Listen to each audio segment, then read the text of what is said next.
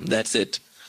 तो श्रीमती राधा रानी, उनका तत्व बहुत ही गहरा है, बहुत ही गहरा तत्व है। तो इस पे भी हमने एक वीडियो में निकाला है राधा तत्व के ऊपर कि वास्तव में श्रीमती राधा रानी का तत्व क्या है, what is the most exalted तत्व ऑफ श्रीमती राधा रानी। तो वैसे अगर बाहर वैसे देखें, कई लोग राधे राधे तो करते हैं, लेकिन राधा रानी के तत्व के बारे में बहुत कम लोगों को पता होता है।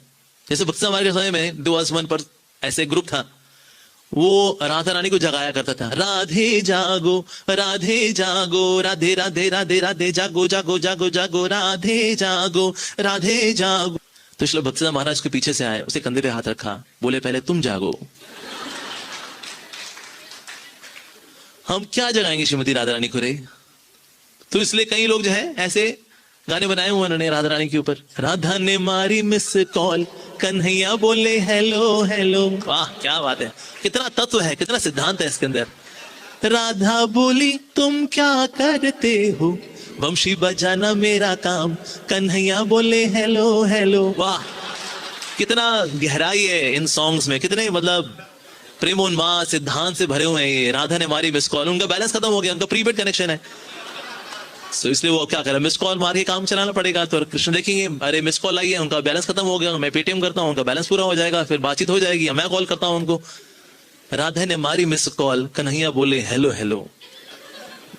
ऐसे चीपड़े सॉन्ग ने ही वास्तव हमारे सनातन धर्म की ऐसी तैसी मारी है। इससे कई लोग मान लेते हैं राधा को नहीं माने, राधा नहीं है, हाँ एक गांव की लड़की हुई, या कुछ लोग ये मानते हैं एक काल्पनिक पात्र है, चलो इसी बहाने तुम हिंदू तो हो गए ना, राधे राधे करते, भले ही वो राधा जो है एग्जिस्ट नहीं करती थी। वो जयदेव गोस्वामी ने अपनी कल्पनाओं का इस्तेमाल करके वो गीत गोविंद में राधा नाम का एक कैरेक्टर इन्वेंट कर दिया, लेकिन राधा कहाँ है।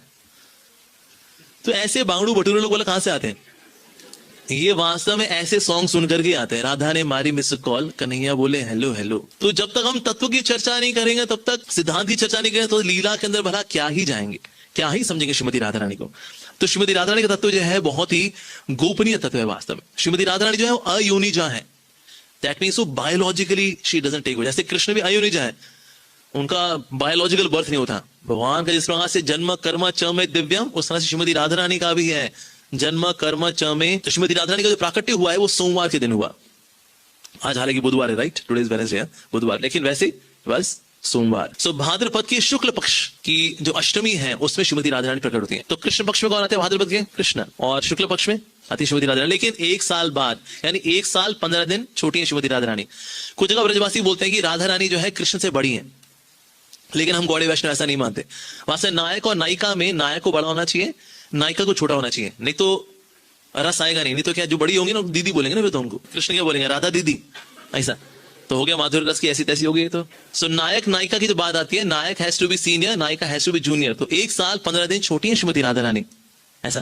तो इस प्रकार से उनका प्राकट्य हुआ। अब अगर स्पिरिचुअल वर्ल्ड में देखिए, आध्यात्मिक जगत में श्रीमती राधा रानी कैसे प्रकट होती है। सो हम सब जानते हैं कृष्ण इज रसो वैसा, कृष्ण रस की मूर्ति है, साक्षात अखिल रसामृत मूर्ति है कृष्ण। लेकिन रस का मतलब होता है प्लूरैलिटी। तो कृष्ण जब अकेले होते हैं, when there is nothing else, so Krishna है आनंद ब्रह्म। श्री भक्ति हमारे बता रहे क्या, दैट कृष्ण इज आनंद ब्रह्म। लेकिन आनंद का और कॉन्सेंट्रेटेड फॉर्म है रस। रस मींस प्लूरैलिटी। अगर कोई व्यक्ति अकेले में हो तो मजा कर लेगा वो, लेकिन रस का पान नहीं कर सकता। हो सकता अनार का रस पी ले, कोई अनानास का रस पी ले, लेकिन वैसे आदान प्रदान का रस नहीं होगा।